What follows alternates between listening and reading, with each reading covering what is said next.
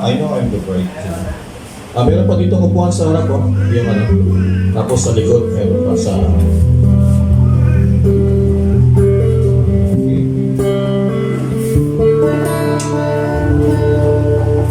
I know I am the bride that you're returning for. Dressed in garments white and wrinkled clean. I had no earthly love that I am holding to. You're the one who needs everything to me. Isa pa, I know I'm the bride. I know I am the bride that you're returning for. Dressed in garments white and wrinkled free. I have no earthly love that I am holding to. You're the one who's everything to me. And I will sing, I will worship you, I will bow myself unhumbly at your door. I will do anything, I will give everything to you alone. Sa Tagalog, hallelujah. Ako'y nananabik sa iyong pagbabalik. Ang makita ka'y wala na hihigit. Kinalingkuran ang lahat para sa iyo, O Diyos. Ikaw lang ang lahat sa buhay ko. Minsan pa ako'y nananabik, ako'y nananabik sa iyong pagbabalik. Ang makita ka'y wala nang hihigit. Talikuran ng lahat, talikuran ng lahat para sa iyo, O Diyos. Ikaw lang ang lahat sa buhay ko.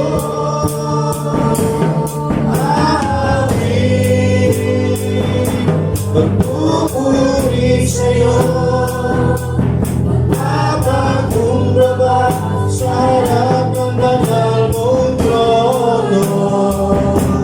lahat ay gagawin, lahat ay bibigay para sa'yo. Awit mo the last time, sing it right. Hallelujah. Awit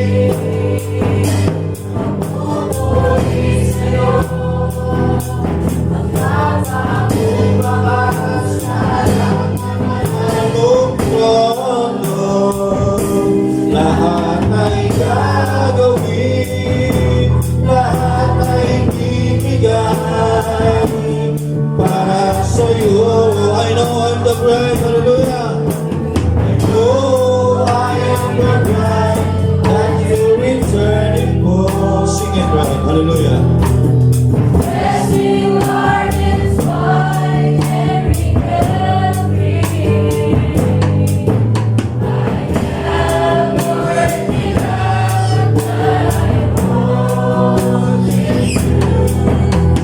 You're the one is everything to me. Isang ba, I know I'm the bride. I know I am the bride that you're returning for. Blessing Lord is my every every. I am worthy of that I hold in you.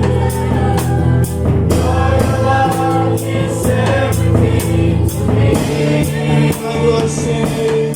I will sing, and I will worship you. I will bow myself humbly at your throne. I will do everything.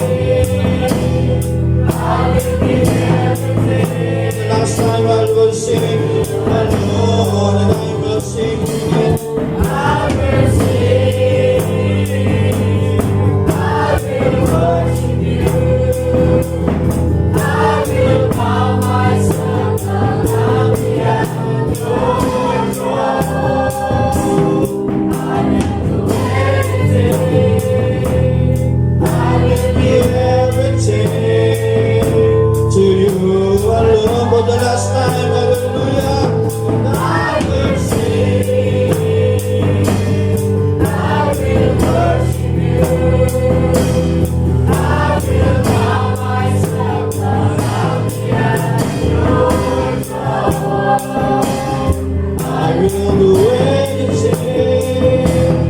I will give everything to you alone. I will do anything. Yes, hallelujah. I will give Everything to you alone. Hallelujah. Tayo po'y manalangin. Panginoong Diyos na mga pangyarihan sa lahat, maraming salamat po muli sa araw na ito, Panginoon, at muli ay dinala mo ang aming mga panyapak, Panginoon, sa isang sakdal, Panginoon, na kalooban mo. Dahil sabi mo sa iyong salita, huwag namin kaligtaan ang araw ng pagtitipon. At ngayong umaga, Panginoon, nakakatiyak kami na kami ay nasa iyong sakdal na kalooban. At Panginoon, ito ang layunin mo, Panginoon. Sinabi mo sa aklat ng mga awit, Panginoon, na ang buong katungkulan o pakawikaan, Panginoon, ang buong katungkulan ng tao ay, Panginoon, walang iba kundi purihin ka, pasalamatan ka, at sambahin ka sa lahat ng kabutihan na patuloy, Panginoon, pinagkakalog mo po sa amin, Panginoon. Ama, maraming salamat, Panginoong Diyos, sa umagang ito, na pinapala mo po ang bawat isa sa amin sa lahat ng ginamit mo sa likuran ng pulpitong ito, nagmula sa Bible Study, MC, Panginoon Song Leader, sa lahat ng nag-special numbers, Panginoon, sa lahat ng nakarating, Panginoon, na pag-iingat mo, maraming pong salamat, Panginoong Diyos, sa umagang ito. At sa umagang ito, Lord, ay dadako kami sa pakikinig ng iyong mga salita. Babasahin namin ang iyong salita, Panginoon. Tulungan mo po kami, Panginoon, na maunawaan ang iyong mga salita. Maliban sa Espiritu Santo, Lord, ay hindi namin maunawaan ang iyong kalooban. At patuloy na buksan mo po ang aming mga puso, Panginoon. Bigyan mo kami ng dakilang, Panginoon, na pagkaunawa sa iyong salita. na makita ka namin, Panginoon, ngayong umaga, Panginoon, sa anyong ng salita. Na, Panginoon, habang nagikinig kami sa iyo, ay unti-unti nilalantad mo sa amin ang iyong sarili, Panginoon. At nagpapakita ka sa amin, Panginoon, nakikita namin ang iyong kilos, Panginoon, sa iyong mga salita. At Panginoon, ang sabi mo sa iyong mga salita, mabalang ng tao ay malinis na puso, dahil, Panginoon, nakikita nila ang Panginoon. Ngayong umaga, awiin mo po ang anumang mga kadiliman, anumang mga bagay, Panginoon, madilim sa puso namin, Panginoon, na ito ang magpapaharang, Panginoon, para hindi namin makita ang liwanag ng iyong salita.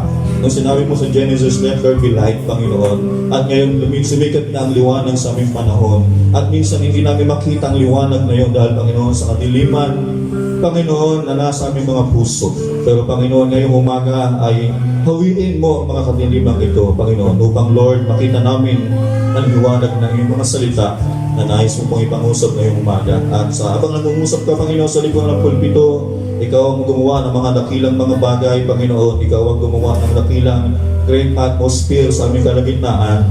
Panginoon, gawin mo kami mga good listener, Panginoon, ngayong mga salita. Magkaroon kami ng malalim na pagrespeto, Panginoon, sa pakikinig ng iyong mga salita. Panginoon, sa umagang ito, Panginoon. At hanggang matapos, Panginoon, ang gawain ito sa iyo namin pinagkakatiwala ang lahat ng bagay. Sa dahil pangalan po ng Panginoon sa Kristo, ang lahat ay magsabi ng Amen. Amen. Okay.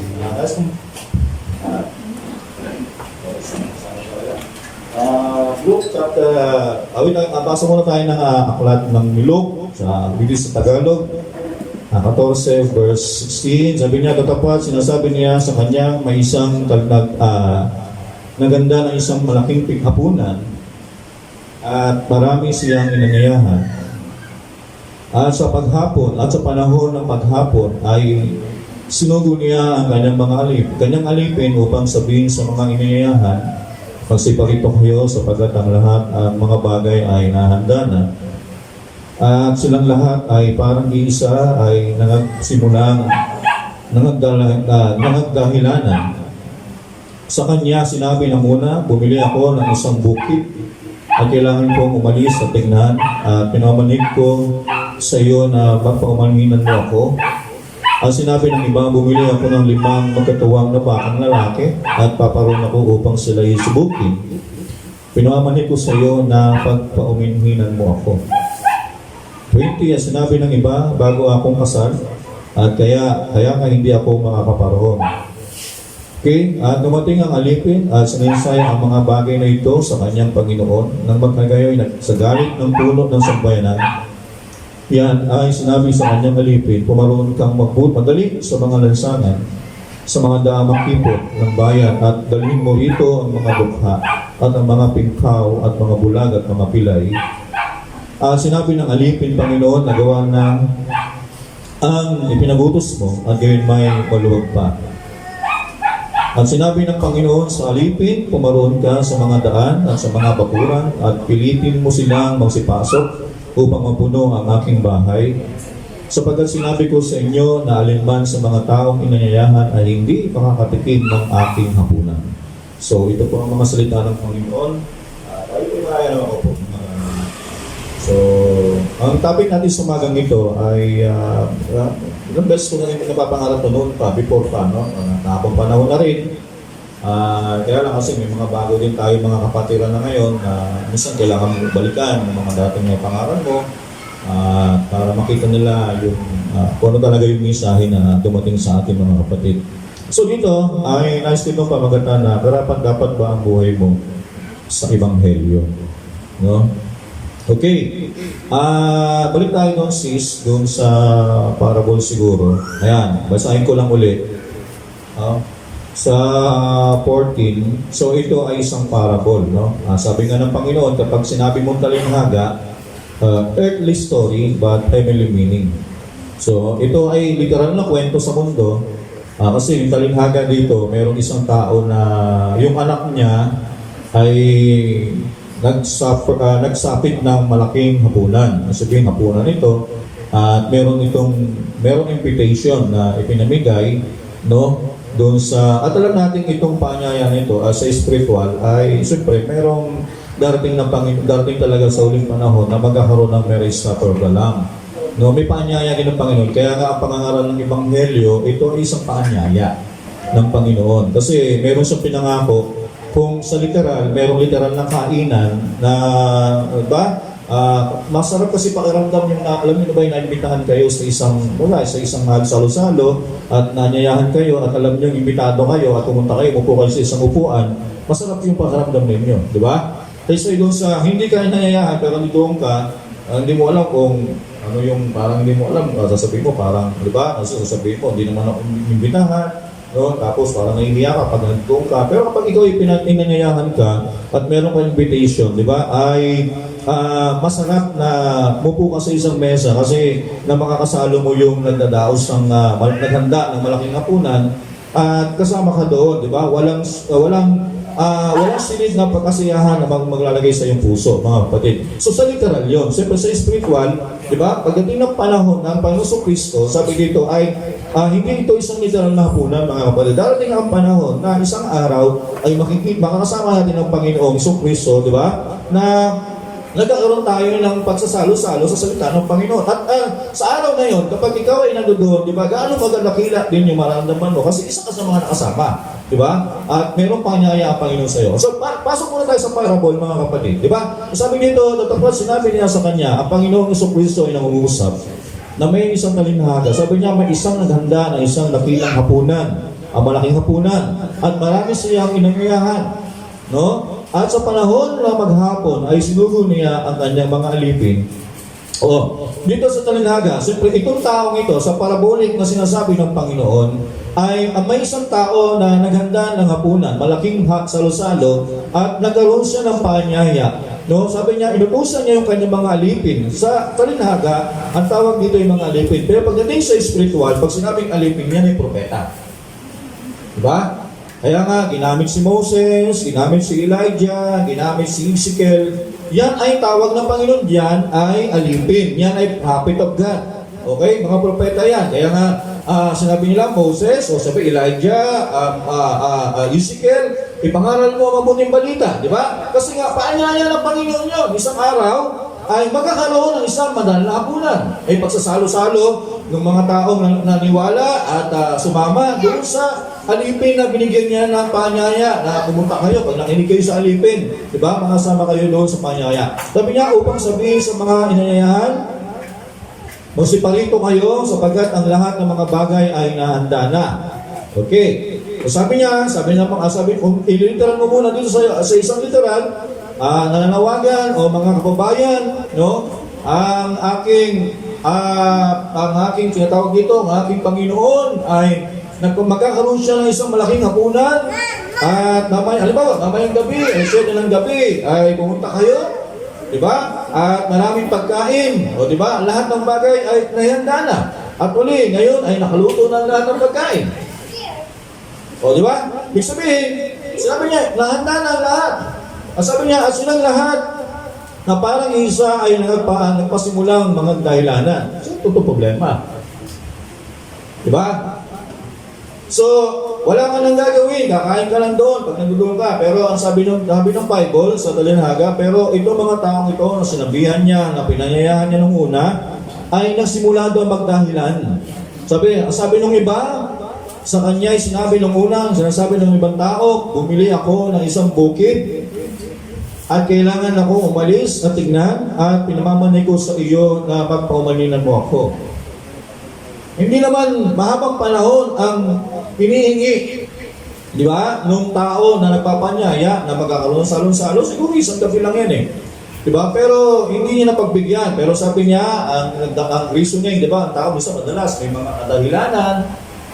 Di ba? Mayroong reason. Di ba? Hindi muna ako atin kasi ganito, di ba? So, dito, sabi dito mga kapatid, ay yung mga tao na pinanyayahan, sinabihan ng mga alipin, di ba? Kaya sabi tatandaan ng mga kapatid, kaya ang Panginoon ay nasusugo ng mga alipin kasi ang Panginoon ay nagpapaanyaya sa lahat ng tao, sa lahat ng kapanahunan. At ang gusto ng Panginoon sa lahat ng makikinig doon sa alipin na yun, na nagbibigay paanyaya, na sila'y makasama niya sa hapunan. Pero ang sabi dito, sa lahat ng panahon, ang tao ay mayroong reasoning. Di ba? Ang bawat tao sa lahat ng kapanahonan na mayroong dahilan. Sabi, halimbawa, may isang tao bumili ng bukid, sabi niya, ay hindi ako makakapunta. Hindi ako makasabihin mo doon sa Panginoon na may kaarawan, nag-imbita ng panyaya. Ay, meron kasi ako nabiling sasakyan. Halimbawa, nabiling bukid at kailangan ko itong bukirin. At sabi niya, sabihin mo sa kanya, ipinamamani ko sa iyo, sa kanya na pagpasensyahan muna ako. O, di ba? Ngayon, sabi dito, at sinabi ng iba, ang sabi din ng iba, bumili ako ng 5 magkatuwang na bakang lalaki at paroroon ako upang sila'y subukin at pinamali ko sa iyo na pagpamaininan mo ako. Kaya, ibig sabihin, mga kapatid, ang Panginoon, di ba, ang salita ng Panginoon, siya ay the Word of God, alam niya ang beginning to the end. Alam niya ang bawat mga tao, pero pag ang Panginoon, di ba, ay ang sabi niya, bawat mga panyaya sa bawat panahon, nagpapadala ang Diyos ang kanyang mga alipin para merong maanyayahan, maniwala. Kapag naniwala ka doon sa propeta, naniwala ka doon sa mensahero, ibig sabihin, mapalad ka kasi makakapasok ka doon sa kasalan. Pero sabi dito, mga kapatid, sa unang bahagi na binasa natin, mga tao ay nagdadahilan. At sinabi ng iba, bago akong kasal, meron ka ba? Teka muna, bago akong kasal Diba? Sabi niya, at kaya nga hindi ako makaparoon. Diba? Pero sabihin, pag tinignan mo mga kapatid ng salita ng Panginoon sa Allah, parang tila na mas mahalaga yung mga bagay na ginagawa nila isa doon sa panyaya ng Panginoon. Okay?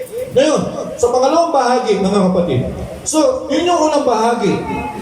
Nung unang pasimula, pag makita natin mga kapatid, itong binasa natin dito, ay halos kinuwento niya na ang buong Biblia. Okay? Yung unang bahagi, yun ang lumang tipan.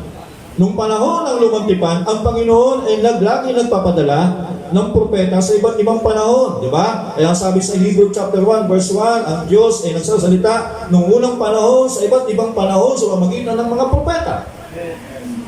Okay, sabihin, ang Panginoon ay, ang purpose ng Panginoon, kaya may prophet of God, merong may mga mensahero, pinapadala niya mga ngaral, kasi ang Diyos ay nagpapanyaya. Lagi may panyaya ang Panginoon, di ba? Kaya sabihin, nung dumating yung unang panahon, pinatawag niya si Noah, pinatawag niya si Moses, pinatawag niya si Abraham, pinatawag niya lahat sa lumang tipan, pero bawat pagsusugo ng Panginoon sa kanyang lingkod, laging ang tao ay may reason. Okay, may dahilan. Diba? Hindi mo na ako makakadalo ngayon kasi ilalagnat ako Diba? Lagnat lang yan Pero, basta huwag lang, hindi naman yung lagnat ang naglalakad yung paa. Diba? May reason. Ay, wala akong pamasahe reason pa rin yan. Diba? So, sabi nga, may sabi nga tayo, kapag ayaw ng tao, maraming dahilan. Pero pag may gusto ng tao, maraming paraan. Diba? Kapag talagang ayaw mo, may baka ka, ayaw mo talaga may 5 baka kasi ako, kailangan ko gawin. Pero pag may dahilan, pero talagang pag gusto mo, iwanan ko yung baka, bahala sa dyan. Diba? Pero ang tao kasi, laging may dahilan. Diba? Yun yung sabi ng Biblia. So, sabihin ng Bible, from lumang tipan, sa lumang tipan, ganun ang katuwiran ng mga tao ng panahon ng Israel. Diba? Ng lumang panahon. Actually, ang bayan Israel ang dapat binigyan ng Diyos ng dakilang hapunan. Dapat sila yung mga kasama ng Panginoon sa hapunan, mga kapatid. Kaya lang, pag tinignan niyo yung Bible, lahat sila ay may mga dahilan. Ibig sabihin, yung bayang Israel sa lumang panahon, ng lumang tipan, hindi sila nakaabot doon sa panyaya ng Panginoon. So, binaliwala nila yung mga kapatid. Ngayon, pagdating ng bagong tipan, pumasok ang bagong panahon ng kasaysayan ng bagong tipan. Lumang tipan yung kanina, ngayon, bagong tipan. Ngayon, at dumating ang alipin na sinaysay ang mga bagay na ito sa kanyang Panginoon noong unang bahagi. Nang magagayoy, sa galit ng punong sambayan, ay sinabi sa kanyang alipin, pumarong ang madalin sa mga lansangan, sa mga daang makipot at ng bayan at dalhin mo rito ang mga dukha, ang mga pingkaw, at mga bulag at mga pilay. Okay, so ngayon, pag sinabi nitong mga lansangan, mga kapatid, yung pumarong ka sa madali sa mga lansangan, sa mga daang makipot, mga kapatid. So, ibig sabihin, pag nakita ninyo yan ay yung panyaya ng Panginoon sa pangalawang kapanahunan naman, sa panahon ng mga hintil. Okay, kasi ang unang inanyayahan ng Panginoon ay ang bayang Israel. Pero ang bayang Israel, nagkaroon sila ng reasoning, mga kapatid. Pero sabi dito, nagalit ang Panginoon na nagbigay ng hapunan para sa una niyang pinangyayari. Ibig sabihin, may mga ang Diyos, meron siyang unang pinanyayahan. Pero hindi yun nakarating, mga kapatid. So ngayon, nagkaroon ng pangalawang paanyaya ang Panginoon. Kaya sabi dito, at inuusan niya muli ang kanyang mga alipin, mga kapatid, sa pangalawang pagkakataon. Sabi dito, di ba? Ang sabi niya, pumaroon kayong madali sa mga lansangan, sa mga daang makipot ng bayan. At kaya dito nagkaroon, kaya nung kausapin ng Panginoon, labing isang alagad, sabi niya, magsiparoon kayo sa pumunta kayo sa lahat ng bayan, sa buong sanlibutan, at ipangaral ng mabuting balita ang sumampalataya. Diba? Sabihin, ito na yun. Ngayon, sabi niya, pumunta kayo sa mga lansangan, sabihin mga daan, diba? Iba't ibang denominasyon niya. Sa mga daang makipot, diba? Ng bayan, at dalhin mo rito ang mga dukha, mga pingkaw, sabi ng pingkaw, at mga bulag, at mga pilay, at sinabi ng alipin, Panginoon, nagawa na ang pinagutos mo, gayon may maluwag pa. Okay. Ngayon, sinabi ng Panginoon sa alipin, pumaroon ka sa daan at sa bakuran. So kanina, okay, yung unang bahagi minasa natin kanina, yun ay lumatipan from Genesis to Malakay. Nung dumating ang Panginoon, sabi niya, pumunta ka sa mga bulag, sa mga pilay, sa iba't ibang lugar. Sabi niya, yun yung panahon ng mga apostol. Pero sabi niya, nung panahon ng mga apostol, konti pa lang ang tumanggap. Ngayon sa pangatlong bahagi, sinabi ng Panginoon sa alipin, pangatlong bahagi, ito yung panahon na ng mga hintil, yung 7 church ages. Sabi niya, ay pumaroon ka sa mga daan ng bakuran. Yung sabi sa mga denominasyon, iba't ibang pananampalataya, at pilitin mo silang magsipasok upang mapuno ang aking bahay. Sapagkat sinabi ko sa inyo, nalinman sa mga taong pinanyayahan ay hindi makakatikim ng aking hapunan. Kaya pamagat natin, dapat ba ang buhay mo sa Ebanghelyo? Diba? Kaya nga ngayon, nangungusap ang salita ng Panginoon. Kaya nasa pangatlong bahagi na tayo. Tapos na yung una, natapos yung pangalawa. Ngayon, yung sinasabi, pumunta kayo sa makipot na daan, sa mga bakuran, at pilitin sila. Ito na yon. Kaya tanong dito, dapat ba ang buhay mo sa Ebanghelyo? Diba? Ngayon, next slide. Sabi ng message, mga kapatid, basa na po ng message. Sabi nito, ngayon, nakikita natin na kapag ang Diyos ay nagbibigay ng paanyaya sa isang tao para gawin ang isang bagay o para tanggapin sana ang paanyaya na ibinigay niya sa kanya at hayat tananggayan niya, yun. Mangyayaring nang wala lang kahit na ano pa ang natitira. Matapos na tanggihan ang awa, kundi paghatol na mismo. Dahil kung lalampas ka sa hangganan ng awa, ay may isang bagay na lang ang natitira at yung mismo ang kahatulan. Ibig sabihin, mga kapatid, pag ang Diyos ay nagbigay ng paanyaya, yan ay awa. Pero sabi niya, pero dahil kung lalampas ka sa hangganan ng awa, ay may isang bagay na lamang natitira. Halimbawa, sa panahon ng Leviticus, no? Kapag daw, sabi no, sa time ng Leviticus, kapag narinig ninyo ang trompeta na tumunog, bawat alipin, kapag narinig niya ang trompeta, halimbawa sa panahon ng Leviticus, sa panahon ng lumatipan, kapag hinipan ang trompeta, narinig ng halimbawa, ikaw ay isang alipin, napupunas ka ng semento, nagmamap ka, at narinig mo yung ahu, bitawan mo na yun. Kasi yun ang sign, kapag narinig mo ang trumpet, pwede ka na maging malaya at hindi ka na pwedeng mag-alipin. Kasi narinig mo yung trumpet. Ang trumpet is the message, mga kapatid. Ngayon, sabi dito, pero pag narinig mo ang trumpeta at hindi mo tinapon ang iyong ginagawa, hindi mo iniwan, sabihin, ang gagawin ng mga tao sa panahon na yon, dahil gusto mo maging alipin habang buhay, dadaling ka nila sa harap ng kapulungan ng mga tao at dadaling ka sa isang pose para butasan ng iyong tainga at bibigyan ka ng isang hikaw. At ang hikaw ay tanda ng isang alipin. Sabihin, kahit makarinig ka ng trompeta, alipin ka na habang buhay. Hindi mo na pinakinggan ang paanyaya ng Panginoon sa iyo na ikaw ay magiging malaya na. Kasi bakit? Kasi nilampasan mo na yung awa at nang nangyari sa iyo ay ikaw ay natulan na. Ibig sabihin, kapag ang Diyos, ang salita ng Panginoon, ito pa rin ay nagpapatuloy pa rin ang paanyaya ng Panginoon. Sabi niya, kung lalampas ka sa hangganan ng awa, ay may isang bagay na lang natitira. At yun mismo ay kahatulan. At nakita nga natin na yun ay yun ang ginagawa ng tao sa lahat ng mga kapanahunan. Nangyayari mismo sa bawat kapanahon, halos lahat sa Biblia. Kaya nga, nung dumating ang Epeso, sabi ng Panginoon sa Epeso, at sinasabi ng Espiritu, sinasabi niya, makinig kayo sa Espiritu, sinasabi ng Espiritu sa bawat iglesia. Kung nakinig sila, papasok pa ba pangulang kapanahunan?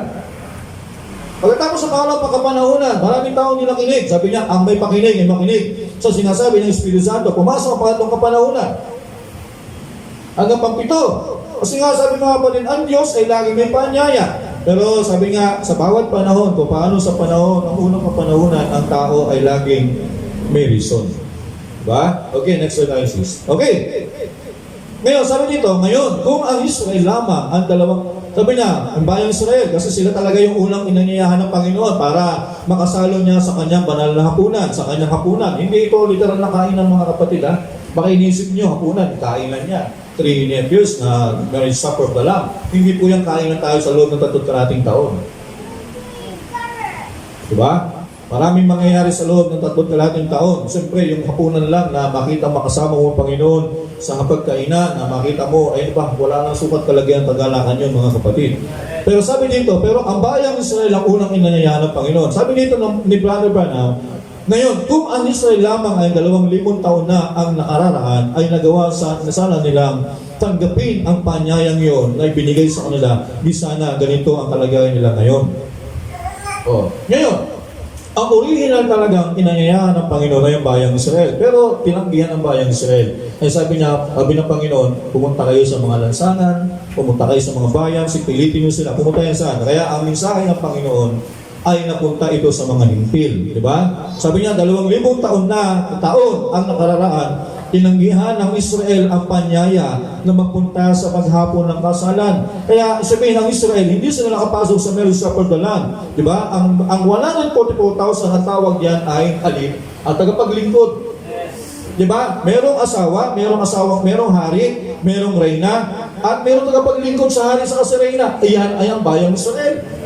Pero tingnan mo, bakit naging alipin ang bayang Israel? Sila dati yung unang inanyayahan para maging kasalo ng hari. Pero nangyari, dahil tinanggihan nila, ngayon naging sila ay parang alipin o tagapagsilbi ng hari at ng reyna. So dapat sila dati yung kalagayan yung pagiging reyna. Kasi tinanggihan nila yung maghapon. No? O isa niya, nagawa nilang tanggihan. Yun, at nasadlak sila sa kahatulan. Pero gaya ng sinabi ni Jesus, pinagbabato nila, pinagpapatay ang mga propeta na pinadadala sa kanila sa pamagitan ng pagdadahilanan. Ngayon, heto nga ang mga dahilan na ginawa nila sa bawat mga araw. Ibig sabihin mga kapatid, pag nananamnam nyo yung topic, dapat ba ang buhay mo sa Ebanghelyo? Kasi ang Ebanghelyong ito, original, sa bang na may-ari nito, pinanyaya ang bayang Israel. Pero tinanggihan ito ng bayang Israel, kaya pumunta ito sa panahon natin. Ngayon, dumating ang panyayang ito, dumating ang salita ng Panginoon. Tanong, dapat ba tayo? Sa panyaya ng Panginoon, ay binigay niya para sa atin, para makapasok tayo sa kasalan, no? At sa upang mga bagay na biyaya ng Panginoon. Okay, next slide, sis. Okay, sabi dito, okay, babasa ako na isa pang kaparehas ng parable na yon. Sa Matthew, kanina Luke yun, dito, magkahintulad lang ito mga kapatid. Kaya sabi nito, at sumagot si Jesus, at muling pinagsalitaan sila ng mga talinghaga, ang sinasabi, tulad ang kaharian ng langit sa isang hari na naghanda ng piging na kasalan, no, ng kanyang anak na lalaki. At alam natin, literal yun, pero ang tinutukoy ng Bible dito talaga, di ba, yung ama, naganda siya ng marriage supper of the Lamb, di ba, rapture, tapos yung bride, pupunta doon sa marriage supper of the Lamb. Dapat ang natin doon sa marriage supper of the Lamb, bayang Israel. Di ba? Dapat sila'y nakapasok. Dito, kinukwento rito, ang original talaga, ang plano ng Diyos dapat, ang bayang Israel ang mapupunta sa kasalan ng Panginoon. Di ba? At ang kanyang bride ay ang Israel. Pero sabi dito ay tulad ang kaharian ng langit sa isang hari na naghanda. At ang hari dito, yung ama, di ba? Tapos meron siyang anak, walang iba kundi ang Panginoon Kristo. Pinaghanda niya yung kanyang anak ng isang malaking piging ng kasalan kasi merong pagkakasal. Kasi pag sinabing kasal, mga kapatid, ay ito yung tinatawag na yung union. Ibig sabihin ng marriage ay union. Yung pagsasama na sila. Ang ibig sabihin ng marriage ay pagsasama. Yun po yung kasal, mga kapatid. Ibig sabihin, sa spiritual speaking, no, meron kasintang lalaki, meron kasintang babae, darating ang panahon, magkakaroon sila ng pagsasama. Ang tawag doon ay magkakaroon din, pagsasama, magkakaroon din ng malaking salo-salo, mga kapatid, sa kanyang anak. Dahil sabi niya, sinugo ang kanyang mga alipin, sinugo doon ng ama yung kanyang mga propeta sa iba't ibang Panginoon upang tawagin ang mga inayayan sa piging ng kasalan. Di ba? Kaya nga may pangangaral, tinatawag si Moses, si Noah, di ba? Sa iba't ibang panahon para tawagin niya ang bayang Israel na sila ang pinayayaan at sila ay ayaw magsidlalo. Muling nagsugo siya ng ibang alipin na sinabi, sabihin niyo sa mga inayahan, narito, inihahanda ko na ang aking piging, pinatay ko na ang aking mga baka at mga hayop sa matataba. Okay, kaya ito ay lumantipan. Kaya sa lumantipan, di ba, kapag ang tao ay nagkasala sila, ay papatay sila ng hayop, mga kapatid, para takpan yung kanilang kasalanan. Kaya sabi niyo ng Panginoon niya, pinatay ko na ang aking mga baka at mga hayop at matataba. Kasi sabi niya, at ang lahat ng mga bagay, para ito ang dahilan, para sila ay makasama sa marriage supper of the Lamb. Pero, sabi, lahat yung inanda ng Panginoon, pero sabi niya, pero tinanggihan ito ng bayang Israel. Sabi niya, at ang lahat ng mga bagay ay nahanda na magsipalito kayo sa piging ng kasalan. Katapwat, hindi nila pinansin. Ayan, ang problema sa lumang panahon. At sila ay nagsiyaon sa kanilang lakad, ang isa sa kanyang sariling bukid, ang isa sa kanyang mga kanyang kalakal. Okay. At hinawakan ang mga iba ng talinghaga, kanyang mga alipin at dinuwagi at pinagpapatay. Yung iba, no, imbis na paniwalaan yung propeta, ang ginawa ng iba ay sinaktan yung propeta at ang iba ay pinatay pa nga nila. Di ba? Datapwat ang hari ay nagalit. O siyempre, nag-utos ang hari. Di ba? God is hide in simplicity. Ang salita ng Diyos napakasimple lang. Diba? Kung maunawaan nyo ng literal, madali mo siyang i-drive sa spiritual. Sabihin, kapag ang isang tao, isang Panginoon, nag-utos sa kanyang alipin, diba? Kung ano man ang gawin mo sa kanya, sa akin mo ginawa. Diba? Pag pinagpala mo yung taong ito, no, binugo ko sa iyo, pagpapalain kita kasi may sugo sa kanya. Kapag pinatay mo siya, ginalaw mo siya, dinahitin mo siya, hindi siyang ginanti mo. Ako ang pinanti mo. Diba? Yun ang pamantayan. Kaya nagalit, sabi nito, nagalit, no? Nung pinapapatay, datapot ang hari nagalit at sinugo ang kanyang mga hukbo. Ngayon, pagdating ng panahon ito, mga kapatid, di ba? Yan ang ginawa ng bayan ng Israel. Kaya nung naganap, noong 70 AD, ano nangyari noong 70 AD sa bayan ng Israel? Pinalibutan ng General Titus ang bayang Israel ng Roma. Ano nangyari? Ang sabi ng Panginoon sa aklat niya sa Mateo 24, sabi niya doon sa mga followers niya, halimbawa, ito ang Panginoon, nandito tayo sa building, kausap ko yung mga alagad, yung panahon ng bagong tipan. Sabi niya, sa araw ng Sabat, mga kapatid. Sa araw na ito, sabi niya, Panginoon, kailan po ba mangyayari ang iyong muling pagbabalik? Sabi niya, huwag niyo hayaan ang inyong pagtakas, kayong matahon sa panahon ng taglamig. Kasi bakit? Sabi niyo ba, diba, na pinaliwanag niya, sa pagpanahon ng paglamig, pag tumakas sa mga believers, alam kasi na mga mananampalataya, sasalakayin ng bayan ng Israel. Pero sinabi niya sa kanyang bayan, kapag tumakas kayo rito sa Israel, huwag niyong itaan ang pagtakas niyo sa panahon ng taglamig. Dahil kahit magtago kayo sa bundok, mamamatay kayo. Dahil bakit? Mapupuno ng yelo. At kapag tumakas kayo, huwag niyo itatahon sa araw ng Sabat. Ano yun? Sa araw ng pagsamba. Kasi lahat ng pintuan sarado. Sabihin, bilang mga mananampalataya, mayroong propesya ang Panginoon, believer sila. Tumakas sila sa panahon ng taglamig. Tumakas sila sa panahon ng Sabat kasi bukas ang pinto. Unti-unti sila naglabasan. Nung panahon ng General 70 AD, wala na yung mga tunay na mananampalataya. Yung lahat ng inangyayari ng Panginoon nakalabas na. Natira yung mga taong hindi naniwala. Dumating si General Titus ng Roma noong 70 AD. Anong ginawa niya? Pinalibutan ni General Titus ang buong bayang Israel. Ngayon, hindi niya agad ito sinalakay. Based in history.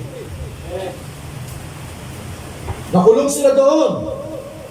Hinayaan ni General Titus na may pagkain pa. Sabi niya, darating din ng panahon, nauubusan din sila ng pagkain. Pakonti na lang pakonti. Hindi gumalaw ang sundalo ni General Titus hanggang sa wala na makain ng bayang Israel, mga Hudyo. Hanggang sa umiyak na yung mga anak nila. At siyempre bilang magulang, hindi mo alam kung ano gagawin mo. Kasi Papa, nagugutom na ako. Mama, nagugutom na ako. Walang pagkain, wala kang magawa. Pero lahat yun ay nangyari dahil sa hindi nila pagsunod sa panyaya ng Panginoon. Kaya nangyari, nabilanggo sila doon, hinayaan sila ng Panginoon. Diba? Kasi bakit? Kahit lumuluha, Panginoon, hinayaan mo kayo, binigyan ko kayo ng pagkakataon. Pero tinalikuran niyo, pero sabi, wala akong magagawa kasi yan ang bunga ng inyong pagsuway. Ang ginawa ng Panginoon, ginawa ni General Titus, diba? Sabi doon sa world history, sa church history ng bayang Israel, sabi nila, nagawa nilang kainin yung mga damit nila, nagawa nilang kahit nga yung ihi nila, iniinom na nila. O sobrang uhaw. Minsan, sila, nagagawa nilang kumain ng kapwa nila tao. O sobrang gutom. Pero lahat ng nangyari yan dahil sa pag-anyaya ng Panginoon, itinanggihan nila. Pero nung makita ng bayang ni General Titus na ang bayang Israel na nangihina na, wala na, lumay-pay na, sinalakay nila yun. Kaya kung sinalakay nila, wala na magawa ang mga Hudyo na lumaban sa kanilang sarili kasi bakit hinang-hina na sila. Kaya nung manghina na sila, sinunog ni General Titus ang buong syudad. Yung tinatawag na templo, sinira ni General Titus yun. Lahat ng bayan, buong bansa, sinunog ni General Titus. Walang tinirang bahay. Lahat ng tao ay namatay, mga kapatid ng bayan Hudyo. Kasi bakit? Dahil yun ang parusa ng Panginoon sa mga tao hindi sumunod sa panyaya ng Panginoon. Diba? Kaya sabi dito, datapwat ng hari ay nagalit. At sinugo ang kanyang mga hukbo at pinuksa ang mga mamamatay tao ngayon at sinunog ang kanilang bayan. Ang bayang Israel niya, pag iminangin sa message yan, tsaka sa history, nangyari yan 70 AD. Nang magkagayon, sinabi niya sa kanyang mga alipin. Yan, ang mga alipin muli. Diba? Pagkatapos nung 70 AD, ang Panginoon ay nagsugo uli yan. Diba? Ng mga mensahero na magagayo, sinabi niya sa kanyang mga alipin na handa na ang kasalan, ngunit hindi karapat-dapat ang nangyayari. Sabi niya, ito, nakaprepare ng lahat, inanda ko ng lahat para sa mga inayahan, pero sabi niya, pero yung una kong inanyayahan, hindi sila karapat-dapat. O, next slide. O ngayon, sabi dito, magsiparoon kayo sa mga likuang lansangan. Sa anyayahan ninyo ang pagiging nakasalan. Ngayon, di ba? Nung tanggihan,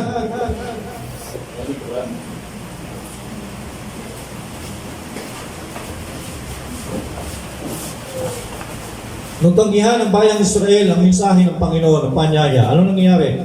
Ang sabi ng Panginoon, Asis, gano'n na lang. Buksan mo na lang sa Bible muna tayo. Acts. Gawa 14 niya tayo. Ganda mo lang kakamali. 14, 15. Basa muna tayo ng scriptures. Para pagtibayin natin yung gusto kong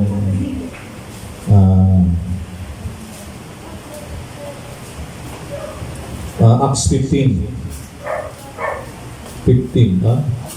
14. Gawa 15, talatang 14. Ngayon, sabi nito, sinaysay na ni Simon kung paanong si Simon, ito si Pedro, kung paanong dinalaw ng una ng Diyos ang mga hintil.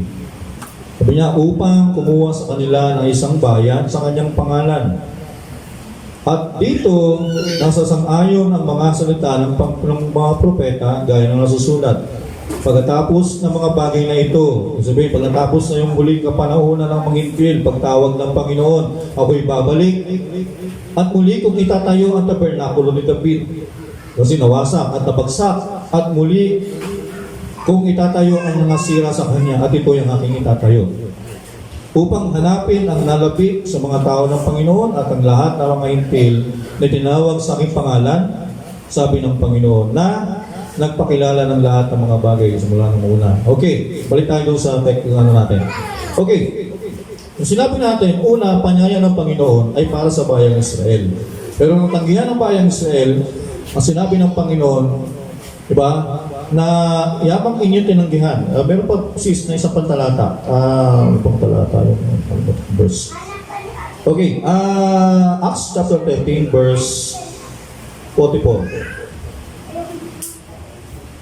Ngayon, sabi dito, at nang sumunod na Sabat ay nakakatipo na halos ang buong bayan upang pakinggan ang salita ng Panginoon sa panahon ni Pedro, ni Apostol Pedro. Datapwat, nang makita ng mga Hudyo ang mga karamihan ay nangapuno ng kapanagilian, ay tinutulan ng mga bagay na salita ni Pablo at nagsipamusong si Pablo palang sabi. At nagsipagsalita ng buong katapangan si Pablo at si Bernabe at nagsipagsabi, kinakailangan sabihin, salitain muna ang salita ng Diyos sa inyo. Kausap ni Pablo ay mga Hudyo, Israel. Yabang inyong itinakwil, ay hinahatulan ninyong hindi kayo karapat-dapat sa walang hanggang buhay. Narito kami ay papa sa mga hintil. Yan. Kaya sabihin, tinanggihan ninyo ang paanyaya ng Panginoon, yabang tinanggihan ninyo, pupunta kami sa mga hintil. Kasi siya, yun ang aming anyayahan. Diba? Okay, balik tayo sa natin sis. Ngayon, sabi ng Panginoon dito, magsiparoon nga kayo sa mga likuang daan. Yung sabihin, panahon na yan ng 7 church ages. Panahon ng mga hintil, ang unang iglesia, Efeso, Smyrna, Pergamo, Thyatira, Sardis, Philadelphia, at Laodicea. Ngayon, sabi niya, magsiparoon kayo sa mga likuang daan, lansangan, at anyayahan ninyo ng piging ng kasalan ang lahat ng inyong mga sumpungan. Sinabi, hindi lahat ng nasa hintil ay inanyayahan. Pero sabi niya, kung sino man ang sa inyo ay tumanggap. Diba? Sila lang yung tinatawag na sa pinasumpungan. Next slide, sabi, verse 10, at nagsilabas sa mga halipin yaon sa mga lansangan at kanilang tinipon ang lahat ng nangasumpungan at masasama at mabubuti at napuno ang mga panauhi ng kasalan. Okay? Tatapwat, pagpasok ng hari upang tignan ang mga panauhin, ay doon nakita niya ang isang tao na hindi natatap na ng damit kasalan. Okay, siyempre, ganito yun eh. Siyempre, pagka ikaw ay inanyayahan ka sa isang kasalan, alam mo yung tinatawag na dress attire. Pag inimbitahan ka sa birthday, di ba? Meron tinatawag na dress code yan. Hindi basta punta ka lang doon. Nakadamit birthday pupunta mo, pero nakadamit kasalan ka. Wala ka sa ayos. Pagkasalan yung pupuntahan mo, kung ano yung motto nila, kung ano yung kulay na gusto nila, yun, di ba? Kasi atin ka ng merong damit ng pagkasalan. Pero dito sa Talinhaga, may isang tao dito hindi nakadamit kasalan. Kaya sabi dito, tatapot daw ang hari, pagpasok daw ng hari doon sa kasalan upang tingnan ang mga yung mga pinanyayahan, doon pinakita siyang isang tao na hindi nadamta ng damit kasalan. Okay? At sinabi niya sa kanya, kaibigan, ano't pumasok ka rito na walang damit kasalan? Kasi naumid. Nang magagay, sinabi ng hari sa mga naglilingkod, gapusin ninyo ang mga paa at mga kamay niya at tinapon ninyo siya sa diliman, sa labas. Kaya nga, pagtangis sa mga mangangalit nga mga ngipin. Ngayon sabi nito, pagtingnan niyo mga kapatid, kala ko ba ang Panginoon, ang anak ng hari ay nagbigay ng panyaya sa kasalan. Pero ito nga taong ito pumasok. Pero sabi niya, pero nakita niya hindi nakadamit kasalan, nagalit. Diba? Siyempre, alam natin yan, sa isang literal, kapag ka-imbita ka ng, sabi niya, June Dolpina, we invite you to, diba? Imbitahan ka sa aming marriage, sabi sa kasal. Diba, alam mo na yung doon, alam mo na yung tapos nakalagay doon, anong number ng mesa ka? Diba? May number for mesa. Siyempre, 24-20 lang yung ikot na upuan. Hindi pwede sumobra yun. Ganon kasi pag may paanyaya, may mga bilang na yan. Diba? Pupunta ka doon, siyempre, kasalan yun. Siyempre, alam mo yung physical, alam mo yung attire. Kahit hindi ka magbarong, at least puti yung suit mo, diba? Kasi nga, kasalan yan eh. Okay, so sabihin, pagka nasa kasalan ka, alam mo yung attire mga kapatid. Ngayon sa spiritual, siyempre, ganon din mga kapatid. Kaya lang, hindi literal na damit yan. Alam natin, ang damit dito, ito yung Holy Ghost. Okay? Banal na Espiritu Santo yan. Okay? Yan ang pinakadamit talaga natin ang salita ng Panginoon. Okay? Pag hindi mo binihis ang damit ng Panginoon, huwag ka mangangarap na merong supper ka lang. Kasi sabi mo, naniwala naman ako sa mensaheng ito. Pero kung walang damit, di ba? Yun yung isang bagay na magdadala sa'yo doon sa marriage supper ka lang. Kailangan meron kang damit kasalan. Ang damit kasalan mo ay ang salita ng mensaheng ito. Binubuhay mo ang mensaheng ito, mga kapatid. Ang damit natin, itong end-time message na salita ng Panginoon. Ito yung ibibihis mo. Yung linggo-linggo narinig mo sa pulpito, damit yan na kailangan mong ibihis At pagdating ng sa marriage supper of the Lamb, yan ang hanapin ng Panginoon sa iyo. Di ba? Hindi pwede sabihin mo lang, Panginoon, ako ay membro ako ng end time message doon sa Sunnybrook. Hindi yan ang batayan. No? Kung di ang hanapin ng Panginoon, naidamit mo ba yan? Naibihis mo ba? Di ba? Kasi pag ikaw pinanyayahan ka, kung dumanga sa pinto, di ba? Pag dumadanga sa pinto, ang pintuan ay yung salita ng Panginoon. Dapat nakikita mo kung ano yung dapat gawin. Pero pagka pumunta ka na lang sa isang lugar at hindi ka nakadamit kasalan, ibig sabihin, saan ka dumaan? Hindi sa pinto. Saan ka dumaan? Sa bintana. Sumurkat ka lang, di ba? Wala pong shortcut dito sa mensahe. Dadaan ka talaga sa pinto. At ang pintuan ay ang mensahe ng ating panahon. Di ba? Okay, next slide. Ngayon, sabi dito, kung basa ko sa message na, mga kapatid. Ngayon, sabi niya, noong sinugol noon ng Diyos si Noe, na kanyang lingkod, at gumawa ng daan ng pagkaligtas para sa lahat ng mga tao na nagnanais na maligtas. Mangyari naman ang mga tao'y nagtawanan lang at nilibak si Noe. Gayong Diyos na mismo ang gumawa ng daan, pero nakahanap pa rin sila ng dahilan. Hindi kasi yun ang angkop sa kanilang modernong pag-iisip. Hindi kasi yun ang akmang bagay na gusto nila. Kaya gumawa sila ng kung ano-anong mga dahilan kung panahon ni Noe. Diba? Sabi ang Diyos, gumawa ng daan, diba? At tumawag siya ng propet ng isang alipin ng pangalan ay Noe. At ano yung hinanda niya para sila makapasok? Ang daong. Pero sabi ng mga tao, nagdahilan, kung talagang Diyos ang tumawag sa iyo, bakit sa taas ng bundok gumawa ka ng daong? Hindi Diyos. Ano yan? Reasoning. Kaya, gumawa ang Diyos ng paraan para sila ay bigyan ng panyaya. Pero ang gusto ng mga tao sa kanyang panahon, yung moderno lang kaisipan, posible, hindi kami makikinig sa inyo. Kaya ang tao ay gumagawa ng mga reason. Okay, next slide. Sabi niya, gumawa sila ng mga dahilan noong panahon din ni Moses, di ba? Gumawa din sila ng dahilan. Sabi nga sa panahon ni Moses, sabi niya, Moses, sinasabi mo, ikaw lang ang tinawag ng Panginoon, ikaw ang propeta ng Panginoon, bakit ikaw lang ba ang banal? Mahina nga ang temper mo. Sabihin ng mga tao, mahina nga ang pasensya mo. Tapos tawagin ka ng Panginoon. Pero wala magagawa ang Diyos Diba? Isang beses, diba? Sabi ng Diyos kay Moses, nagmurmuro yung mga tao. Sabi niya, Moses, dinala mo ba kami dito sa bayan dinala mo ba kami sa paglalakbay? Naglakbay ba dito tayo para magutom tayo? Walang makahain ng pamilya namin. Diba? Wala na kaming may bis. Dinala mo ba kami dito para kami mamatay? Pero sabi ng Panginoon, sabi niya, Moses, narinig ko yung, sabi niya, nauhaw sila, sabi niya, harapin mo yung mga tao, sabi niya, kunin mo yung tungkod, sabi niya, at pumunta ka sa bato, at ang sabi niya, tusukin mo yung bato, sabi niya, magsalita ka, pinugutos. Diba? Pero dahil nagalit si Moses, nadala ng temper ng mga tao, dahil ang mga tao masyadong mariklamator, nadala si Moses ng damdamin, ibis na tusukin niya, magsalita siya, ang ginawa niya, hinampas niya yung bato. Diba? Ang sabi ng Panginoon, Moses, tusukin mo ang bato, magsalita ka, lalabas ang tubig. Pero pwede sabihin ng Diyos, hindi nangyayari kasi ang utos niya ay tusukin, hindi hampasin. Pero dahil nga ang Diyos ang nagsugo kay Moses, ayaw ng Diyos na si Moses ay mapahiya sa harapan ng bayan.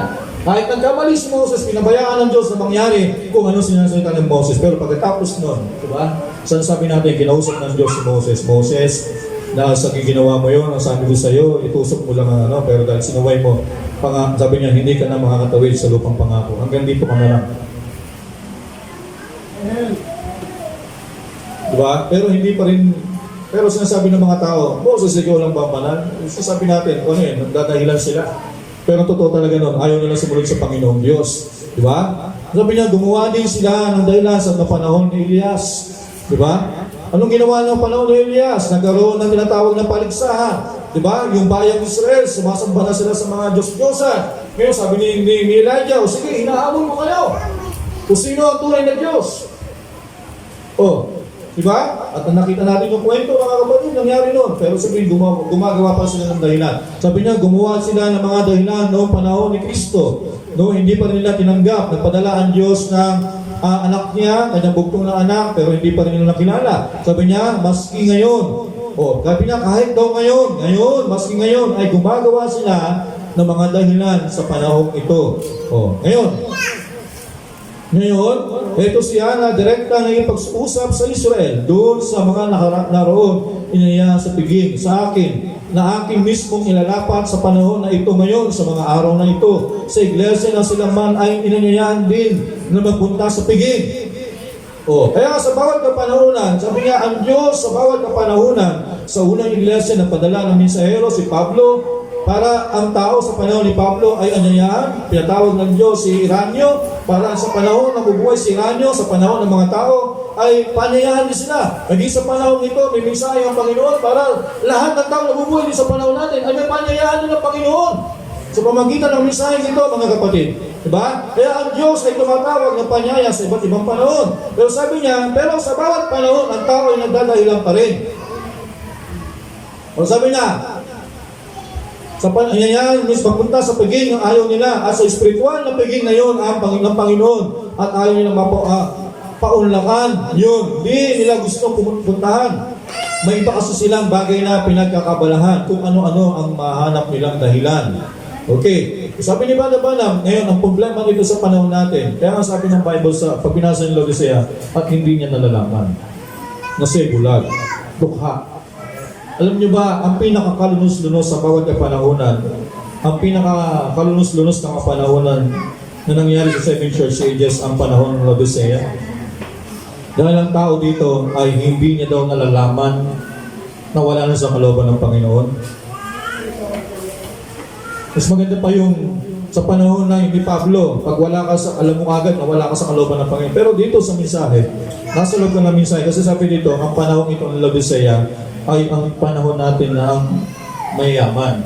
Sabi niya, hindi mo nalalaman. Sabi niya, hindi mo alam kung ito ka. Sabi mo, hindi ka nalalaman ng anuman. Sabi dito, ang tao dito busy. Yung panahon ng kinabubuhay natin, ang tao dito busy. Kaya hindi mo alam. Diba? So akala mo, lumalakad ka sa kalooban ng Panginoon, pero hindi mo alam. Sabi ng Bible, hindi mo nalalaman. Basahin niyo yung message ni Brother Branham about sa hindi mo nalalaman, na hindi mo alam na wala ka na pala sa kalooban ng Panginoon. Kasi nga, alam ng tao dito sa panahon natin, sa panahon ng Laodicea, ang tao dito ay masyadong abala sa mga bagay ng sanlibutan. Alam niyo ba ang Laodicea ay isang iglesia sa panahon ng Laodicea, mayaman ang bansa ng Laodicea, ang Laodicea ang iglesia. At masyado silang materialistic. Yung Laodicea, yung sa Asia Minor. Yung 7 iglesia doon sa Asia Minor, ang pinakamayamang iglesia doon, Laodicea. At nabuhay ang iglesia ng Laodicea sa panahon, natabi yung ang iglesia ng Laodicea, materialism. Ano sila? Nahulog sila sa materialism. Materialistic. No, kaya nga, sabihin, yan din yung panahon natin. Sabihin, paano kinuha ng Panginoon ang Iglesia ng Asia Minor at dinala sa kapanahunan? Kasi yung nangyayari sa panahon ng Iglesia Minor, sa 7 church ages, sa Smyrna, sa Asia Minor, yung tinatawag natin Turkey ngayon, pagdating sa kapanahon ng Iglesia, ay nangyayari. Sabihin, literal na nangyayari sa Iglesia Asia Minor, pagdating sa spiritual na kapanahon ng Iglesia, ay nangyayari. Na ang iglesia nito ay nahulog sa materialistic. Ayaw bumili ng cellphone, namumuray, gusto talaga ay 3 camera sa likod para makipagtaligo na gano'n, ay iPhone. Diba? Gano'n, ano yan? Materialistic, diba? Eh, gusto, bibili ng rep, gusto niya, hindi, gusto ko yung katulad doon sa, yung maganda, yung branded talaga. Eh, ang focus naman ng rep, di ba? Lalamig lang sa wala. Tapos, gusto mo talaga, pagpasok niya, ganda ng rep mo, ano ba yun? Tucci ba? Gano'n, di ba? Para ang mga tao ngayon, hulog na talaga sa materialism. So, bibili ng Milo, papakita na gano'n, para makita, chikas. Ano ba yun? Chikas to yun? G-Shock. Meron nga yung G-Shock ko no eh. Punta kayo sa palengke, parang G-Shock na mukhang G-Shock. Masashock ka talaga eh. 150 lang, G-Shock na. O, pero ito talaga yung tagli 5,000 eh. Pagka medyo kunari, hawak lang na sa kanan. Hindi lang natin sa kalwa. Kasi para masabi, uy, ganda ng lilo niya, G-Shock. 5,000 yan. Eh, mga G-Shock kuno, eh, mga 150, 200. Mukhang G-Shock din yan. Pero masyasya ka pag kita mo talaga, ito talaga yung original eh. Diba? May tayo sa subject tayo sa mga bagay na materialism. Diba? So, yan ang isang bagay. Actually, ang Laodicea, ang believers ngayon, nahuhulog na sila sa materialism. Hindi nila na. Yan ang mahirap ngayon. Ito ang pinakamahirap na kalagayan ng iglesia. Dinadala tayo ng spirit ng demonyo sa bagay na mga bagay na materialism. Yun ang dinadala. Diba? Pero, nagtatrabaho tayo para lang mabuhay, makakain, diba? Yan ang isang bagay doon. Yan. Pero, yan ang isang bagay mga kapatid. Yung sinasabi dito na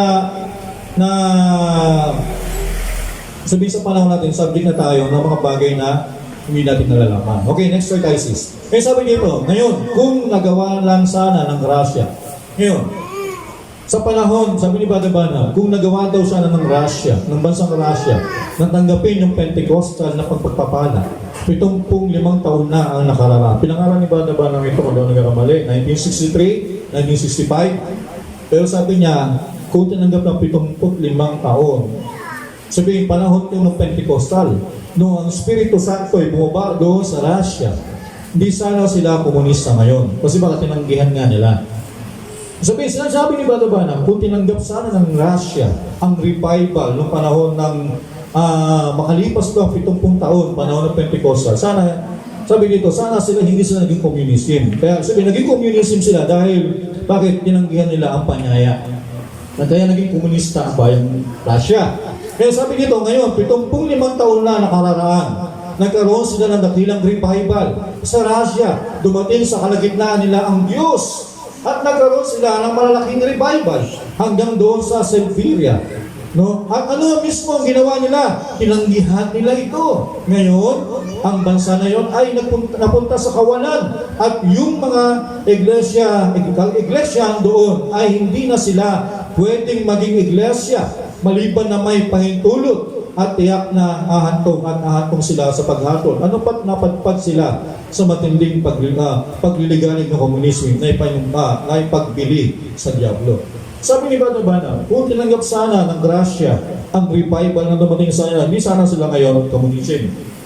Ngayon sabi nila, ngayon pag nagtayo ka ng simbahan sa Russia at hindi ka nagpaalam at pag nalamang Christianism, walang Christianism sa bansang Russia. Hindi naniniwala sa Diyos ang Russia. Kaya nga, ngayon, nagkataon ba na sinabi sa Russia, what's the king of the north? Sino bang the king of the north? Russia. Diba? Bakit? Ba't ganun nangungusap ang Biblia? Kasi alam nyo, sinasabi pala ng Bible sa Revelation, pero sinasabi ni Brother Branham, binigyan sila ng Diyos sa pagkakataon. Pero kaya lang, tinanggihan nila ang revival. Kaya nangyari, naging communism sila. Ngayon, anong nangyari? Wala silang kinikilalang Diyos. Ang bansang Russia, walang Diyos yan. Hindi sila naniniwala na may Diyos. Okay? Kaya pag nagtayo ka ng simbahan doon sa Russia, sabihin, kailangan mo muna kumuha ng permit. No? Kapag sinabing Christianism, hindi ka pwede magtayo doon. Hindi sila naniniwala sa Christianism. Okay, next slide. 50 taon na nakararaan. Ang Espiritu Santo ngay bumaba noon sa Inglaterra. Bansang Inglaterra. Okay, alam niyo ba ang bansang Inglaterra? Nagsimula ang tinatawag natin yung mga tinatawag na nagpahuso ng short, mga santo, hindi naman sa Amerika. Ang Amerika, ang pinagkopyahan niya, Inglaterra. Ang unang gumawa ng tinatawag na mga sabihin, nawala doon sa ayusan. Diba? Ayos ng lalaki, ayos ng babae. Nagsimula na sa Inglaterra. Minana lang yan ang Amerika. Pero sinasabi ni Brother Branham, 50 taon na nakararaan. 50. Ano sabihin, panahon ng Pentecostal. Ang Espiritu Santo ngay bumaba noon sa Inglaterra. At hindi katagalan, pagkatapos lamang noon ay dumating sina George Jeffrey, sabi niya si F.F. Bosworth at Charles Prince Smith Wigglesworth. Yun yung mga magigiting na magbabaka para sa pananampalataya. Mga preacher yan. Sabihin, napadala ang Diyos sa mga preacher, mga alipin sa bansang Inglaterra para magbigay ng panyaya. Naintindihan nyo? Okay, sabi dito, 50 taon na nakararaan at inalok mismo sa Inglaterra ang Espiritu Santo ng revival. Sabihin, pumunta doon ang Espiritu Santo sa katauhan ng mga preacher, mga kapatid, para magkaroon ng revival. Pero anong ginawa ng mga tao roon? Pinagtawanan sila. Ibinilanggo sila. Pinagtawanan yung mga preacher, pinakulong yung mga mangangaral, binansagan silang mga baliw, yung mga preacher, iniisip ng mga tao na nawawala sila sa katinungan ng pag-iisip. Yung mga iglesyahan ay tumangging pumunta roon, pakinggan sila, at doon nga'y nagpagaling sila ng mga may sakit, nagpalayas ng dyablo, nagpamalas ng dakilang mga gawa.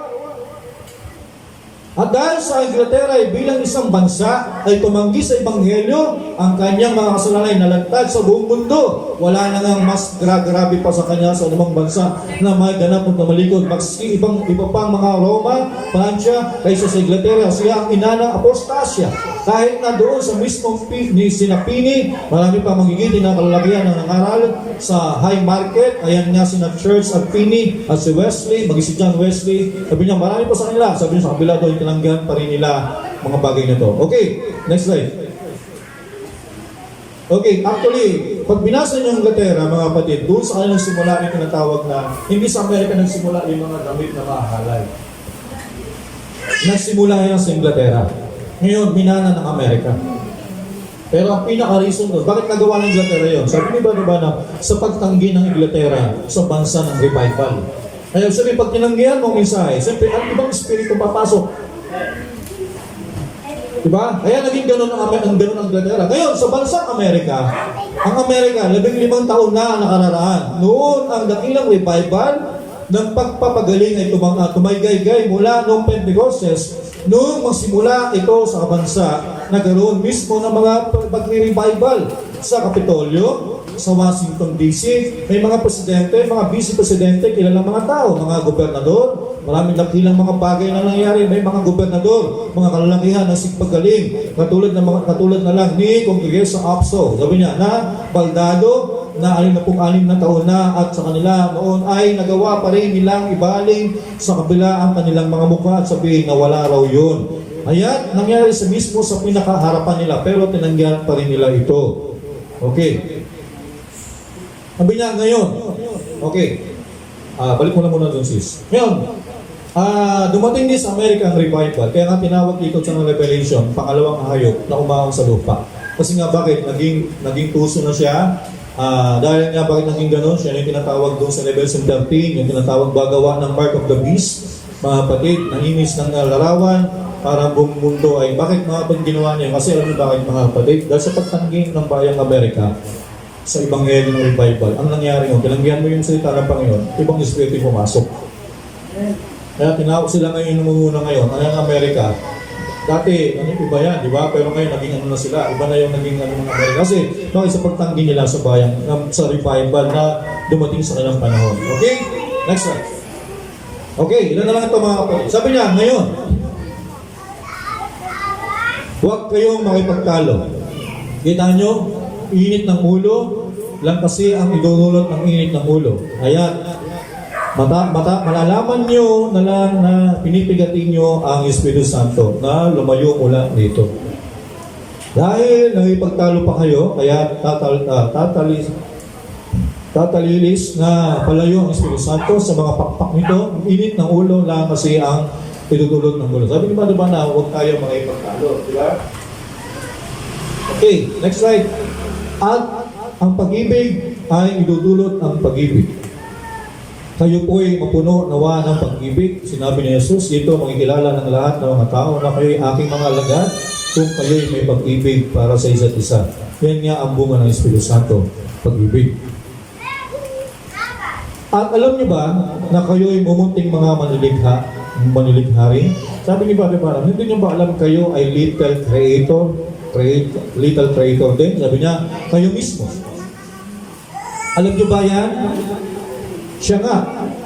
Kaya may mga tao na kayo nakasalamuha na talagang gustong-gusto niyo makasalamuha.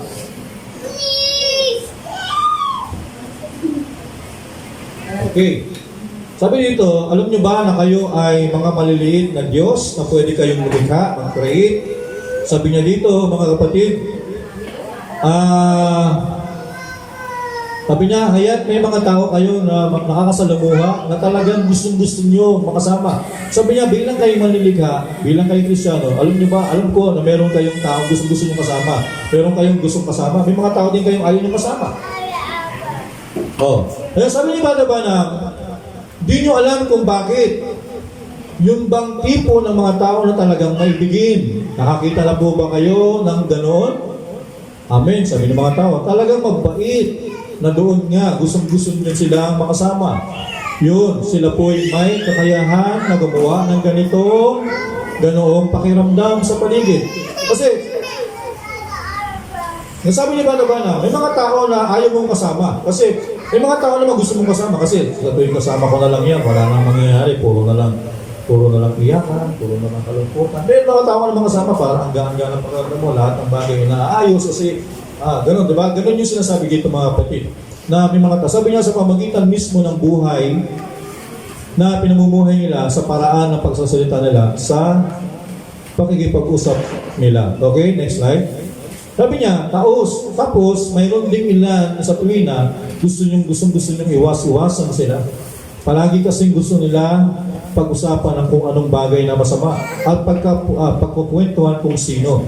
Masasabi mo na lang, oh, nako, ayan na sila. Magsasabi nga naman niya na masamang tungkol kay ganito, ganyan. Ayan siya. Magkukwento na naman siya tungkol sa lalaking ito. Wala silang ibang ginagawa, kundi magkwentuhan na kung anong maruruming biro at kung anong bagay na tungkol sa kababaihan o kung anong katulad nun. Talagang ayaw ninyong mapunta sa paligid nila. Kita nyo, sila man ay lumilikha. Ayan. Sabi, kasi may mga tao kasing lumilikha sila ng kabuluhan, may mga tao naman lumilikha ng kapayapaan, may lumilikha naman ng bagay na hindi maganda, may mga tao naman lumilikha ng magandang bagay. Kaya nga, we are little creator. Diba? Pero sabi niya, pero pag ikaw, yung taong gusto mong pag-ibig, hindi ka pupunta sa ganung bagay. Kasi naghahanap ka ng katulad mo. Sabi niya, gusto lang nga na kay babait nilang tao, pero ganung pakiramdam sa paligid ang nililikha nila. Okay, next slide. Ay sabi dito, nagpunta ako minsan sa opisina ng isang lalaki dito sa syudad at yung lalaki pong katiwala o diakono, yung pinunta ni Padre Banam ay isang diakono, siya nga sa isang mainam na simbahan. Nagpunta ako para makipagkita sa lalaking yun tungkol sa isang gawain. Pinapopos si Padre Banam. At may gradyo po roon sa loob na ang tugtog rock and roll. Diakono yun. Ang tutugtog niya ay rock and roll. Diakono po yun, mga kapatid. Pag sinabi mo diakono, is in order yan. Pero ang pumunta si Padre Banam doon sa room ng lalaki, diakono daw, ang pinatuturinig niya, ang lakas ng radyo, pinatutugtog rock and roll and twist. Alam niyo ba yung rock and roll? Diba? Yung mga, sabi niya, kung ano man po yun, talagang napakaingay ng tugtog. At sa palagay ko, may mga 40 larawan doon sa nakapalipaskil sa kanyang opisina na kaubot-ubad ng mga babae. Diyan niya.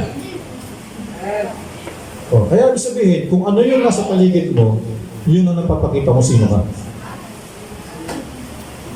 Kaya kung gusto mo makilala ng isang tao, puntahan nyo sa bahay. At kung ano yung nakikita nyo sa bahay, kung sino yung nakalagay, pag puro verse yan, John 3:16, for God so loved the world that He gave His only begotten Son. Pumunta na, mukha yung Padre Banam, anti-message yan. Pero pag nakapaskil dyan, yung kalendaryo ni ganito, nakatupis, alam na yung espiritu niya. Diba? Tapos, kung ako pupunta ako sa akong tao, pupunta ako doon sa isang tao, ayoko na makasama yung ganong klaseng tao. Pupunta ako sa isang lugar kung saan ako magkatulad kami ng espiritu. Di ba? Ayan. Diyan ko na yun. Ngayon, kahit, sabi ni Padre Banam, ngayon, kahit na ano pang sabihin nyo sa akin, kung gaano kayo ka-diakono, o gaano kayo ka-ganoon, hayaan niyong tignan ko kung ano ang gusto mo, gusto nyo, titignan. At kung ano-ano ang binabasa nyo, at kung ano-anong klase ang musika na pinagkikinggan nyo, pati ang grupo ng mga tao sinasamahan nyo, at sasabihin ko sa inyo kung anong klaseng espiritu ang mayroon kayo riyan sa inyo. Kita nyo? Oh. Sabi, ang tanong, magkwento, karapat dapat ba ang buhay mo sa Ebanghelyo? Diba yung topic natin? Ngayon, kung tinanggap mo ang Ebanghelyo, di ba? Sabihin, tinanggap mo ang Ebanghelyo, anong klaseng espiritu meron sa'yo? Kaya sinasabi ni Badam, kung tinanggap mo ang Ebanghelyo, tapos sinasabi mo mananampalataya ka, tapos walang memory verse na nakalagay sa bahay mo, di ba? Pagkatapos, ang pinatutugtog mo, rock and roll, di ba? Yung hindi mo maintindihan ang musika, sasabihin mo Kristyano ka, sasabihin niya, anong klaseng tao ka? Tapos sasabihin niya, tapos yung mga sinasamahan mo mga tao, hindi naman mananampalataya. Paano mo sasabihin, tinanggap mo mensaheng ito? Diba? Ang gawa mo nagpapakita na hindi mo talaga tinanggap ang Ebanghelyong ito. O, diba? Ngayon, next slide. Marinig nyo nga yung lalaki na nagsasabi, ako na may ganito at ganoon ang nagagawa. Ang grupo na yan, ayan, alalahanin nyo. Di ko alintana anuman ang sasabihin niya. Yung panalitaman niya ay malakas ang pagkakabigkas. Yung kilos niya mismo ay mas malakas kaysa sa mga anumang bagay na sinasabi lang niya. Kung sinasabi mo, mananampalataya ako, ang lakas-lakas ang boses mo, pero sinasabi ni Brother Banam, mas malakas ang gawa mo. Sabi niya, yung panalita mo, sasalita ka, Kristyano ako, ang lakas ang sinasabi mo, ang lakas ang talon mo, pero sabi niya, yung kilos niya, mismo ang mas malakas pa sa nagsasalita. Pero yung buhay mo, titingnan. Sabi niya, sabi mo, Kristyano ko, lakas mo tamalo pa nagkakanta. Pero sabi dito, pero ang kilos mo, ang buhay mo, at yung mas malakas na nagsasalita. Hindi baling pag pumalakpak ka sa oras ng pakantaan, ganyan lang. Pero ang buhay mo naman lumalakad sa mensahe ng Panginoon. Mas malakas na narinig na ng Diyos yun. Diba? So, yun ang pinakamaganda ron. Kahit sabihin mo, lagi ka nagkakamali, pero ang buhay mo nasa ayos. Diba? Yung kilos mo, yung kilos niya mismo, mas malakas sa anumang mga bagay na sinasabi lang niya. Magagawa nga niya magpatotoo. Oh. Pwede ka mag-testimony. Pwede ka mag-spell na sasabihin niya sa isang Kristyano, sige, at marahil nakagawa ng mga bagay-bagay, pero tingnan nyo, ang uri ng buhay na pinamumuhay niya, yun ang magsasabi kung sino siya. Ngayon, dapat ba tayo sa Ebanghelyong ito? O, di ba? So, yun yung isang bagay, pag hindi mo yung nakikita sa buhay mo, hindi mo talaga tinanggap ang mensaheng ito. Hindi ka talaga message believer. Binaliwala mo talaga ang buhay. Di ba? Kasi hindi ka talaga karapat-dapat sa panyaya ng Panginoon. Tinanggihan mo pa rin ang panyaya ng Panginoon. Kasi bakit? Ang buhay mo ang napapakita na hindi mo talaga tinanggap ang mensaheng ito, mga kapatid. Okay, next slide. Ngayon, sino pa mang membro ng iglesia na papanig sa bagay na tulad nun ay aangkinin na Kristyano raw sila at sa pagkalabas naman doon ay mamumuhay na at ang mga kababaihan ay pinuputulan ang kanilang mga buhok at nagsusuot ng mga damit na sinasabi ng Biblia na huwag nilang isuot. Yang ganyang nakalakaran ng mga kalalakihan sa panahon ngayon, isang anyo ng kabanalan, pero umiinom ng alak at naninigarilyo at ilang beses mag-aasawa at nagiging isang diakono, ano pa sa iglesia nagiging pastor, kung ano pa ang mga tao ay pinapayagan ang mga bagay na ganyan, ayan ang buhay na tulad niyan ay hindi karapat-dapat sa Ebanghelyo. Okay. So, yan ang nangyari mga kapatid. So, ang topic natin ay karapat-dapat ba ang buhay natin sa... Okay, last na yun eh. Meron ba? Okay. Ngayon, ang isang babae na lalakad, ito na pala last. Tatawag sa telepono at makipagdaldalan at magpapasimula ng alitan sa iglesia. Yung mga tao. Okay, yung una kasi may mga koma, sabihin may mga karutong yan. Ang isang babae na lalakad, tatawag sa telepono, makikipagdaldalan. Sabihin yung kwentuhan na wala namang kabuluhan. At pangatlo, yung magsisimula ng mga alitan sa iglesia. Yung mga tao daw nagpapasimula ng mga kaguluhan sa loob ng iglesia, mga bagay na tulad noon. Hindi nga yan buhay na karapat-dapat sa Ebanghelyo na dapat natin ipakilala. Sino man na maging